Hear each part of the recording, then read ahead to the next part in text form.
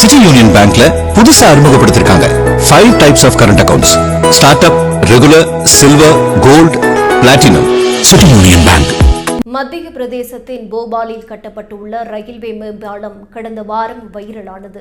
18 கோடி ரூபாயில் கட்டப்பட்ட 648 மீட்டர் நீளம், 8.5 மீட்டர் அகலம் கொண்ட இந்த மேம்பாலம் திரும்புவதற்கு 45 டிகிரி வளைவாக இல்லாமல் 90 டிகிரி வளைவில் அமைக்கப்பட்டிருந்ததால் சர்ச்சையை ஏற்படுத்தியது.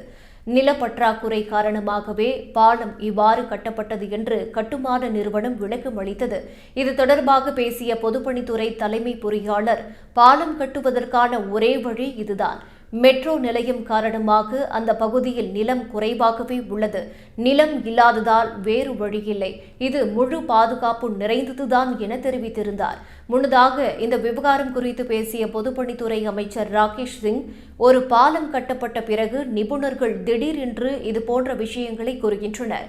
எந்த ஒரு பாலத்தையும் கட்டும்போது பல தொழில்நுட்ப அம்சங்கள் கருத்தில் கொள்ளப்படுகின்றன. இது ஒரு குற்றச்சாட்டாக இருந்தால் அது விசாரிக்கப்படும் என தெரிவித்திருந்தார். ஆனாலும் இதுகுறித்து தொடர்ந்து விமர்சனங்கள் வைக்கப்பட்டு வந்தன. இந்நிலையில் 90 டிகிரி ரயில்வே மேம்பாலம் மாற்றியமைக்கப்பட உள்ளதாக ரயில்வே துறை அறிவித்துள்ளது. ரயில்வே துறை தேவையான நிலத்தை ஒப்படைத்தவுடன் பாலத்தில் மாற்றங்கள் செய்யப்படும். அதன் மீது கட்டுமான பணிகள் விரைவில் தொடங்கும் என்று பொதுப்பணித்துறை தெரிவித்துள்ளது.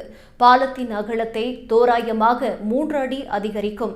இந்த கூடுதல் இடம் வாகனங்களின் இயக்கத்தை கணிசமாக எளிதாக்கும், நெரிசலை குறைக்கும் மற்றும் பயணிகளுக்கு பாதுகாப்பை மேம்படுத்தும் என்று எதிர்பார்க்கப்படுகிறது.